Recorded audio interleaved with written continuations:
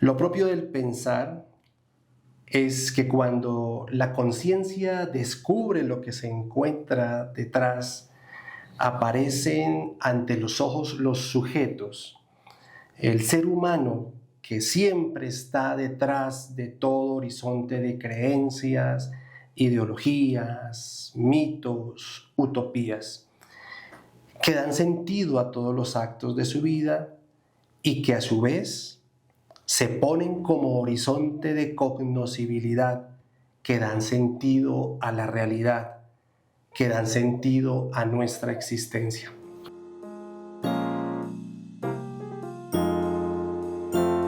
Un saludo fraternal a todas las comunidades educativas, a las y los amigos de la educación pública, a las y los amigos del pensamiento libre, del pensamiento que trata de indagar, que trata de adentrarse, que procura cuestionar, de ese pensamiento que nos lleva cotidianamente a intentar entender qué nos está sucediendo. Les habla Luis Eduardo Rico, asambleísta de la ADE, docente de la educación pública colombiana en la Secretaría de Educación de Bogotá. Les habla para convocarlos, para invitarlos y para presentar este espacio de reflexión sobre temas habituales, temas comunes, pero que en ocasiones no son lo suficientemente revisados en su detalle, en el tras bambalinas, en lo que se encuentra al otro lado y que resulta necesario revisar para que podamos adquirir una mirada distinta. Justamente ese es el nombre de nuestro espacio, este espacio que inauguramos hoy, nuestro encuentro número 1, La Otra Mirada, diálogos y reflexiones para pensar distinto. Justamente dentro de este pensar, qué significativo resulta poder iniciar este espacio del pensar con una frase, una construcción intelectual de uno de nuestros grandes pensadores en América Latina, Juan José Bautista Segales, quien escribe un libro en 2016 que se constituye en una de las obras fundamentales del pensar latinoamericano, que se titula ¿Qué significa pensar desde América Latina? Como este es un espacio donde queremos pensar, no porque no pensemos, sino adquirir una mirada distinta del pensar, qué propicio resulta que iniciemos nuestro espacio con una invitación a reconcebir nuestras ideas acerca del pensar. Me permito leer. Aparecen ante los ojos los sujetos. El ser humano que siempre está detrás de todo horizonte de creencias, ideologías, mitos, utopías, que dan sentido a todos los actos de su vida y que a su vez se ponen como horizonte de cognoscibilidad, que dan sentido a la realidad, que dan sentido a nuestra existencia. Tratemos pues de darle sentido a nuestra existencia, de abocarnos, adentrarnos en este maravilloso mundo del pensar. Y para adentrarnos en ese mundo, qué mejor que iniciar esta serie de encuentros con uno de los temas que en este momento hacen parte de nuestra actualidad, de la actualidad específica del magisterio, que es uno de los actores colectivos fundamentales de la educación pública, y es el tema de la evaluación para el ascenso y o la reubicación salarial de los docentes inscritos en el decreto 1278 del año 2002. Como se trata de dialogar, necesitamos con quién dialogar. Un interlocutor muy válido que nos invite a la reflexión, que nos invite a caer en cuenta de aquellas cosas que habitualmente no se reparan cuando aparecen los documentos, cuando se reciben las noticias, en el futuro cuando se presentan las evaluaciones, las pruebas y por fin cuando se pasan o salen los resultados, cuando se recibe el salario, cuando se recibe la platica. ¿Qué es lo que está detrás de eso? ¿Qué es lo que hace posible que todo esto pueda darse? O más bien, ¿quiénes son los que lo hacen posible? Nos encontramos el día de hoy acompañados de nuestro querido compañero Mauricio Correa Trivín. Mauricio es asambleísta también de la ADE, es director de la Escuela Sindical de nuestra Asociación Distrital de Trabajadoras y Trabajadores de la Educación y nos va a acompañar hoy con sus reflexiones en torno a este tema que es coyuntural, pero está más allá de la coyuntura. Mauricio, bienvenido a nuestro espacio La Otra Mirada. Bueno, Luis, primero que todo, gracias. Saludos a todos los compañeros que están viendo este espacio y no puedo iniciar sin darle una felicitación por esta nueva propuesta e iniciativa. Creo que dentro de esas nuevas prácticas sindicales está este tipo de espacios con las nuevas realidades tecnológicas que tiene la sociedad. Entonces nada, esperemos sea un espacio muy visto por los compañeros y ayuda a la reflexión y a la crítica también. Muchas gracias, Mauricio. Para irnos adentrando en este complejo tema, seguro se nos quedarán varias cosas por decir, pero para dar unos horizontes de reflexión, comenzando por el mismo Mauricio. Mauricio, ¿por qué dedicarse hoy al gremio, al sindicato, al servicio en esta opción? Bueno, yo no sé si alguien nazca como hecho para esto, pero en mi caso fue con diferentes vivencias que me llevaron a estar acá. Y ahorita la conclusión que puedo sacar es que si no hay personas como nosotros que estén dispuestos incluso a alejarse de su vida privada y familiar para meterse en esto 100%, como es el caso de los dos y de muchos otros compañeros, pues simplemente la actividad sindical y por ende la defensa de los derechos laborales de los maestros específicamente, pues se irán acabando y disminuyendo. No es posible defender los derechos de alguien si no hay una lucha organizada, si no hay una organización, con todos los problemas que pueda tener también ese tema. Pero creo que ya después uno, cuando se ha adentrado mucho en este tema y ya decide definitivamente seguir por este camino, uno se responde: ¿por qué sigo acá? Bueno, uno, porque me gusta, lo siento, y dos, porque si no existieran personajes como nosotros, pues simplemente la educación pública estatal y la carrera docente puede que en este momento no existiría. Entonces esa es como la principal razón de mantenerme aquí en este espacio de lucha. Muchas gracias, Mauricio. Menciona algo que sin duda alguna debe llamarnos a la reflexión profunda, y es que en el derecho hay muchos participantes, ¿no? Pero sin lugar a dudas, para que el derecho se pueda realizar o se pueda configurar, se necesita quien respalde la realización del derecho y quien encabece o defienda esa realización del derecho. Creo que de alguna manera o en gran medida es el sentido de, por ejemplo, de las organizaciones sociales y de manera muy particular del sindicato hoy, ¿verdad? Así es, así es. Toda organización, y creo que toda dinámica en la vida necesita de líderes, pero esos líderes necesitan un equipo. Y no es que esté uno encima de otro, creo que es un trabajo que va a la par, pero con roles diferentes.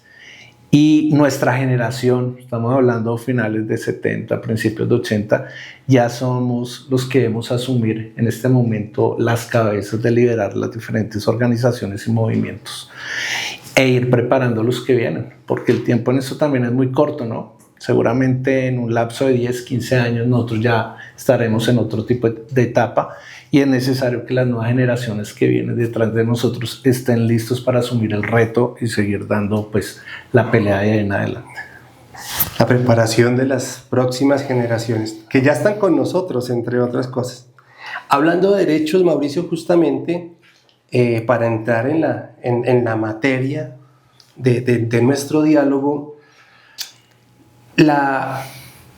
el derecho o la configuración del derecho, la realización del derecho a la reubicación, al ascenso laboral de los compañeros del decreto 1278, desde luego también de los compañeros del decreto 2277, pero ya hay unas dinámicas que merecerían o merecen su análisis específico, nos llevan a dirigir nuestra mirada hoy justamente a este proceso que está en curso. Hace unos días, hace unos meses y un mes, tal vez en este mismo mes, se expide el decreto 0953, 1 de septiembre de 2025, en el que se realizan unas modificaciones al proceso de evaluación, o más bien de las condiciones previas para que el proceso de evaluación pueda ser posible. ¿Qué podríamos resaltar de ese proceso, Mauricio? Bueno, hay varios elementos, pero antes de ir a ello, yo quiero dejar claro que este tema que vamos a hablar está enmarcado, digamos, bajo dos temas principales que son intangibles, pero es lo más importante que enmarca todo este tema. Y uno es el tema económico y otro es el tema político. Nosotros aquí vamos a hablar un poco, digamos, de qué cambios puede haber en la normatividad y demás, pero es importante que la audiencia sepa que nada de esto se puede dar sin esos dos factores que estoy hablando. Uno, para todo este proceso y en general para todo el tema relacionado con la escuela pública, la educación y la carrera docente se necesitan recursos. Sin eso no se puede hacer absolutamente nada. Y el segundo es el tema político, y lo detallo más un poco en el tema de la voluntad política de los gobiernos que están en esos momentos. A veces no hay plata, pero si hay voluntad se pueden buscar cosas para lograr algunos temas. Sin esos dos temas, todo lo que se va a hablar pues va a quedar como en el abstracto, ¿cierto? Entonces eso es importante, por eso todo está relacionado con un tema político y está relacionado a quien acompañamos a los órganos de poder, porque ahí se desprende todo. Haciendo esa claridad, entonces, creo que aquí hay un tema supremamente importante, y el primero es la lucha que ha venido dando FECODE y las filiales respecto a la carrera docente del 1278. Hay muchos compañeros que de pronto no conocen la historia del 1278, hay muchos que son nuevos en este tema, y cuando uno es nuevo llega y ya todo está, o la mayoría de cosas está, pero los que ya llevamos tiempo en esto sabemos que no había absolutamente nada sobre la carrera docente. Todo lo que ha venido saliendo de normatividad es porque ha sido una lucha. No nos han dado nada, ha sido una lucha, con aciertos y desaciertos ha sido una lucha, y hemos llegado a estas instancias. Y pues ya hablando concretamente de esta normatividad, hace unas modificaciones interesantes al tema del concurso de ascenso y reubicación. Sé que la gente dirá, pero es que nosotros queremos ascender son por los 3 criterios: tiempo de servicio, formación, y el otro es estudios, ¿sí? Pero eso es un tema complejo y eso necesita unas dinámicas de pasar por el legislativo. Como nos hemos dado cuenta, en el legislativo no tenemos la fuerza para modificar eso. Ojalá en algún momento la tengamos, pero mientras eso llega nos tenemos que regir por la normatividad que hay, que es la que está en el 1278, y el eje principal es el tema de evaluación, tanto para permanecer como para ingresar como para ascender. Y este tema es de ascenso. Entonces esta nueva normatividad hace unos cambios importantes que le van a permitir a los docentes tener un poco más de garantía durante ese proceso. Entonces creo que sí es un logro importante, y pues toca sacarle provecho mientras logramos el fin, y el fin es poder ascender por los 3 criterios que tanto hemos querido nosotros. Sí que resulta pues, necesario que reconozcamos eso que usted nos dice justamente, ¿no? Que hay unas condiciones previas. En esta subcultura líquida, decía Bauman, de la modernidad, donde creemos que las cosas hoy están y mañana no están, pero como que no hay un origen específico de dónde provienen, puede suceder eso también con los derechos, ¿no? Que sencillamente los individuos como individuos queremos gozar de ellos, pero en ocasiones desconocemos que el ejercicio y el goce del derecho implica una acción permanente por gozar del derecho. De otra manera, queda escrito en el documento o sencillamente se va diluyendo. Y Mauricio nos comenta como esos elementos que hacen posible ir llegando a la construcción de los aspectos centrales, de las modificaciones centrales dentro de la evaluación. Y justo a partir de ello, Mauricio, quisiera preguntar, nuestros compañeros y compañeras estarán interesados en saber ¿cuáles serían esas principales modificaciones, Mauricio? Esos elementos que la gente pudiera decir, esto no lo teníamos antes, o no era de esta manera, y ahora sí es de esta manera, y que de repente permiten un mayor o mejor acceso a los procesos de evaluación para ascenso y reubicación. Listo, temas específicos. Este decreto modificatorio como tal modifica el 1657, ¿sí? Y hay una particularidad que no solamente modifica, son las modificaciones en el concurso de ascenso y reubicación, sino también en el concurso de ingreso. Es decir, también hace unos cambios en el 915. Lo hicieron así estratégicamente porque si no lo metían ahí, Luis, ya no podían ir a modificar el 915 por los tiempos que hay. Y si eso no se hace en este gobierno, eso es todo lo que debemos analizar a nivel político, no sabemos qué gobierno llegue, puede que ya no se pueda modificar. Entonces tuvieron esa estrategia de modificar este decreto para que modificara los dos. Eso es importante. Respecto al concurso de ascenso y reubicación, ¿qué temas hay importantes? Uno, que deja claro que las convocatorias deben ser anuales. Eso es fundamental. Ahora bien, vendrá la parte de la voluntad política del gobierno en su momento si lo va a hacer o no, porque en la norma ya queda. Y veremos en su momento qué nos toca hacer como magisterio para hacer que esa norma se cumpla. Entonces miren el eje que les dije al principio, lo importante, sí, claro, que es, primera cosa, que debe haber convocatoria anual. 2, deja claro que va a ser alternada la convocatoria, es decir, los que se presentan en esta no se pueden presentar en la próxima. Obviamente si pasan, si uno pierde, pues se puede presentar todas hasta que pase. Estoy hablando de los que llegan a aprobar la prueba. Entonces los que aprueban esta no pues se pueden presentar a la otra. Para la otra se presentarán los que no se presentaron a esta o los que la perdieron y así sucesivamente. Entonces eso permite también que el impacto fiscal no sea tan fuerte. Que les comento a los compañeros que estas dos convocatorias, la que acabo de pasar y esta, al Estado le cuestan alrededor de 4 billones de pesos. Entonces, claro, todo el mundo dice, ¿por qué no convocan? Pues claro, ¿por qué no convocan? Pues uno de los motivos es porque es un impacto fiscal durísimo.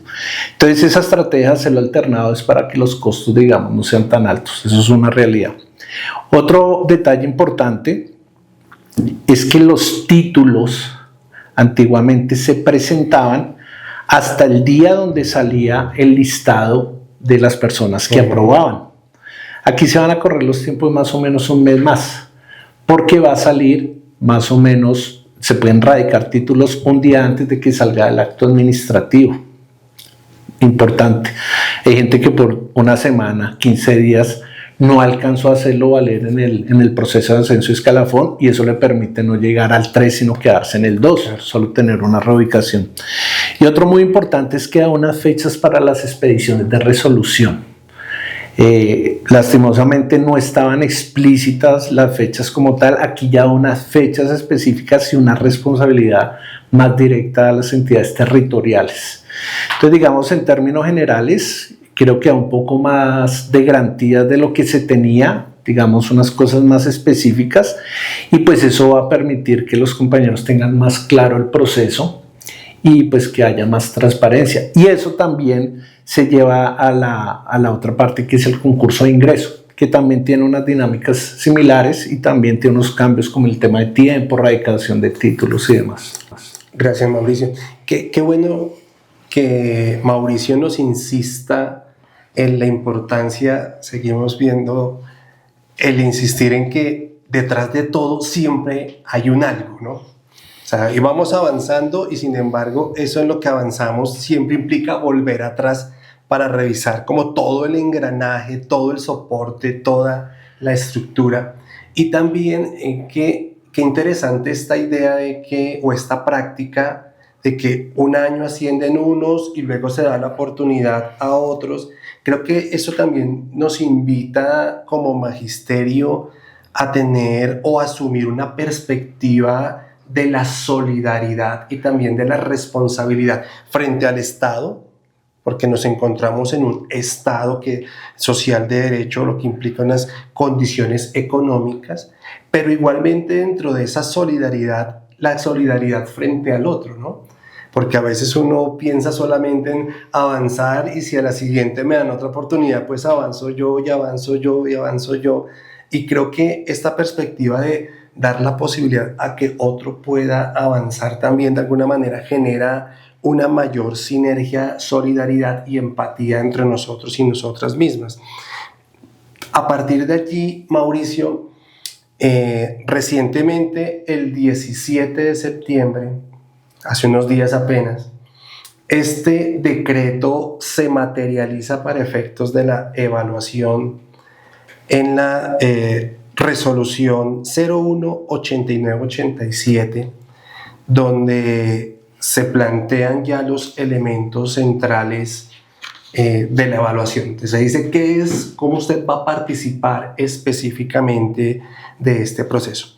Hay algunas preguntas que luego de estos primeros días de la resolución, circulando, revisando los espacios de live que se hacen, ya la ADE comenzó también su espacio de formación. A propósito, hay que hacer la invitación a que los compañeros aprovechemos este espacio de formación.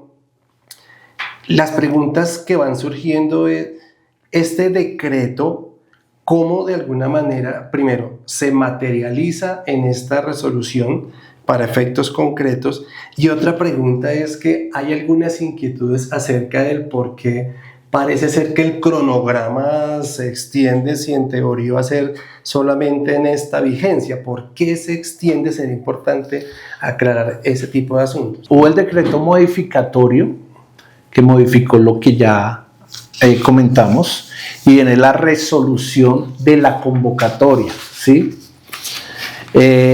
Básicamente esta resolución lo que hace pues es incluir lo que ya hablamos, más los criterios de quienes se pueden presentar, que todos los conocemos: estar ejerciendo 3 años a partir del primer periodo de prueba, 2 evaluaciones de desempeño.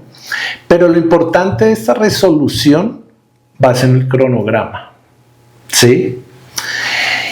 Y el cronograma ha creado mucha controversia precisamente por los tiempos, porque en un principio se había comentado que todo el proceso iba a finalizar este año, todo, o sea, la evaluación, ya la expedición de actos administrativos y demás, pero como vimos, inicia este año, pero como tal la prueba se lleva a cabo el otro año y ya todo está terminando más o menos antes del primer semestre del otro año. Entonces ahí se alargan los tiempos. Y bueno, ¿por qué? Eso tiene muchos temas. Uno es el tema económico, ¿sí? No ha sido fácil con Hacienda si tengamos un gobierno cercano, porque el impacto fiscal es grande, pero se logró que al final se cumpliera más o menos con 120.000, 125.000 movimientos, teniendo en cuenta las dos convocatorias. Y si bien uno analiza las cosas, no las debe analizar solamente por esto, por esta primera convocatoria. Se logró que fuera anual. Entonces, eso llevó a que se alargaran los tiempos. Hay un tema de contratación con la Universidad de Antioquia, viene la ley de garantías, la gente de la Universidad de Antioquia sale a vacaciones.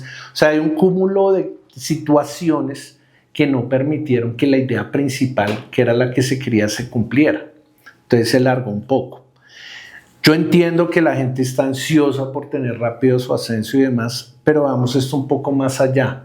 Sí, se alarga un poco más, pero uno, se cumple con lo prometido. Y dos, se logra aquella convocatoria anual. Creo que eso es lo más importante, porque claro, yo paso esta, y si duramos 6 años congelados, como pasó con gobiernos anteriores, ¿de qué me sirve? Entonces yo prefiero, sí, yo me demoro 3 meses, 4 meses más, paso esta, pero ya la norma dice que en 2 años ya me puedo volver a presentar. Claro. ¿Sí? Entonces, en este tema de la lucha y la política, uno no gana todas las batallas 100%. Eso es un tema de negociación, de la situación que está pasando, y pues se dio así, ¿sí? Entonces, claro, todos hubiésemos querido que se resolviera todo este año, pero pues la realidad es otra. Nos tenemos que adaptar a esa realidad. Lo importante es que se va a cumplir al final con lo que se prometió y ya prepararnos para exigir que las otras convocatorias se den como la norma y los acuerdos entre el gobierno y FECODE pues quedaron establecidos. Un asterisco a pie de página que lo acabo de recordar, y es, Mauricio, sáquenos de una duda. Al fin, sí o no, los compañeros que venían con derechos de carrera y hacen nuevamente su ingreso al magisterio, ¿se pueden o no presentar? Si cumplen los requisitos, sí. De pronto, para los que no están contextualizados, derechos de carrera son compañeros que ya pasaron concursos anteriores, pero por alguna razón se volvieron a presentar un concurso de ascenso. Entonces ellos no pierden lo que venían, sino simplemente entran como en un periodo de pausa de esos derechos para cumplir el tema del periodo de prueba, pasan el periodo de prueba y como que vuelven a adquirir ya los derechos. Entonces, esas personas, si al momento de la convocatoria de ascenso y reubicación están ejerciendo el cargo, es decir, no están en algún tipo de comisión, tienen ya los 3 años de servicio, que por lo general sí, porque si tiene derechos de carrera, hay gente que lleva mucho tiempo, y tiene 2 evaluaciones de desempeño contadas a partir del primer periodo de prueba, no ese que terminó recientemente, sino el primero, y no pasó el último concurso o no se presentó, ellos se pueden presentar sin ningún tipo de problema a esta nueva convocatoria. Perfecto, Mauricio. Entonces queda de esta manera subsanada esa inquietud, y los compañeros saben que hay que cumplir con unos requisitos para poderse presentar, pero que la posibilidad ahí existe, está en la norma. Mauricio, vamos, el tiempo, dicen por ahí, el tiempo en televisión es corto. Vamos poco a poco, y sin duda, una medida que va escuchando y va hablando, se va imaginando una serie de temas sobre los cuales hay que indagar, y por eso la invitación a que los compañeros profundicen, lean atentamente. Estos son espacios de referencia, pero sin duda alguna jamás sustituirán la responsabilidad que a cada quien le corresponde inicialmente en la consulta de los documentos, en adquirir la información, que es la autoformación, el ejercicio de la autoformación, y en lo cual las y los maestros somos experimentados, pero que en ocasiones dentro de esa amplia experiencia o experimentación olvidamos que estos asuntos de formación administrativa y política también nos resultan fundamentales. Dicho esto, Mauricio, bueno, está todo el proceso que no se da solo, está todo el proceso que se da gracias a una representación. De ahí la importancia de que el magisterio vaya creciendo en la conciencia política de entender cuáles son los representantes que necesita de acuerdo a las coyunturas y a los momentos históricos y de acuerdo a la forma en la cual va entendiendo al magisterio mismo como actor político, porque esto se mueve en el marco de la política. La política es el arte de la vida en común, y por eso necesitamos, al menos en estos tipos de democracias participativas y representativas, elegir para ciertas instancias a nuestros mejores representantes. Es importante que el magisterio, volviendo al principio de nuestra charla, se vincule a los procesos y reconozca esa conexión, no pierda de vista que siempre lo que se alcanza es gracias a un por qué. O sea, hay un por qué y hay un para qué de todo lo que hacemos.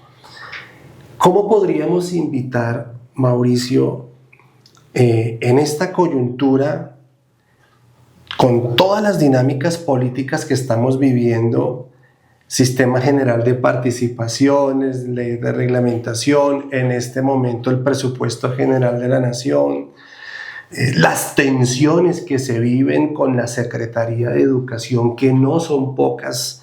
En Bogotá tenemos una administración abierta y declaradamente contraria a los intereses gremiales del magisterio, que ve una dicotomía falsa entre las luchas por los derechos y el derecho a la educación de los niños. ¿Cómo podríamos invitar al magisterio a que renueve su conciencia frente a la importancia de la participación en las luchas gremiales para que efectivamente los derechos sean realizables? La sugerencia respetuosa para los compañeros, lo primero es conocer el estado del arte de la educación pública y la carrera docente en Colombia. Nosotros no vamos a dar una lucha sino conocemos la raíz de nuestra situación. Por ejemplo, el primer tipo de evaluación o de las primeras prácticas de evaluación que se conocen fueron a principios del siglo XIX, cuando Darío Chandía era ministro y evaluaba a los normalistas. Y hubo también un tema ahí de revolución y demás. Si nosotros no conocemos, que creo que es una de las fallas de las licenciaturas, yo no conozco una materia que diga carrera docente o una materia que diga análisis histórico de la lucha magisterial. Creo que es fundamental. Entonces, lo primero es hacer un proceso de autoinvestigación sobre de dónde venimos y qué nos ha tocado pasar. Eso nos va a permitir entender que todo lo que tenemos ahorita, sea mucho o sea poco, lo hemos logrado a través de la lucha. Claro, dentro de la lucha se cometen muchos errores y hemos tenido dirigentes que no eran los más idóneos, y eso también es culpa de las bases al momento de elegir y demás. Pero si conocemos eso, vamos a llegar a la conclusión en la actualidad que esa lucha que hemos vivido no se puede echar al vacío. Claro, habrán otras dinámicas, habrán otras situaciones de lucha porque el mundo ha cambiado, pero toca seguir luchando. Entonces, si las nuevas generaciones no tienen eso claro, pues simplemente en un par de años, 1, se acabará el sindicato, 2, se acabará la educación pública estatal, 3, también se acabará la carrera docente y terminaremos en colegios públicos de alto o bajo estrato con las dinámicas que muchos conocen porque vienen de allá. Entonces, lo único que nos permite mantenernos como gremio fuerte es ese, y que somos el único gremio de empleados asalariados que todavía tiene una fuerza porque el resto lo acabaron. Ecopetrol lo acabaron, los del seguro lo acabaron, Telecom los acabaron, todos, digamos, las agremiaciones de empleados públicos que en un tiempo fueron relevantes las acabaron y somos los únicos que quedamos. Entonces, 1 es a conocer nuestra historia y 2, a formarnos, que era lo que hablábamos al principio. Si las nuevas generaciones no se empiezan a formar para asumir estos espacios y los ya más avanzados tampoco empiezan a dejar el espacio, porque el poder es complejo y unos se quieren quedar ahí hasta sécula seculorum, pues no va a haber un recambio.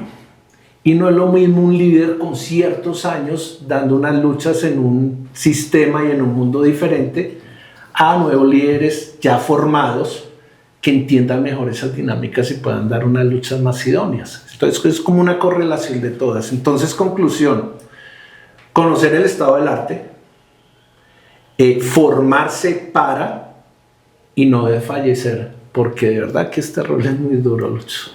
Esto aquí uno deja familia, uno deja vida personal. Yo creo que la mayoría de nosotros sufrimos de sueño, no dormimos bien, el tema de nervios, en las regiones el tema de la amenaza es una cosa compleja. Entonces, digamos, hay que tener cañaña para este rol. Pero ese es el mensaje. Tenemos que formarnos y seguir adelante y obviamente seguir dando los debates internos que se deben dar porque es un espacio para eso. Nunca estaremos de acuerdo el 100% y diferentes movimientos, diferentes ideas y demás. Pero creo que ese es el mensaje. Entender que la educación pública estatal y la carrera docente se han hecho a pulso y gracias a la lucha del magisterio frente al sistema en general, ¿no? El tema de el derecho a la evaluación o la configuración a través del instrumento de evaluación del derecho al ascenso y a la reubicación nos lleva indisolublemente a la reflexión sobre la construcción de los derechos y la participación en la construcción de los derechos.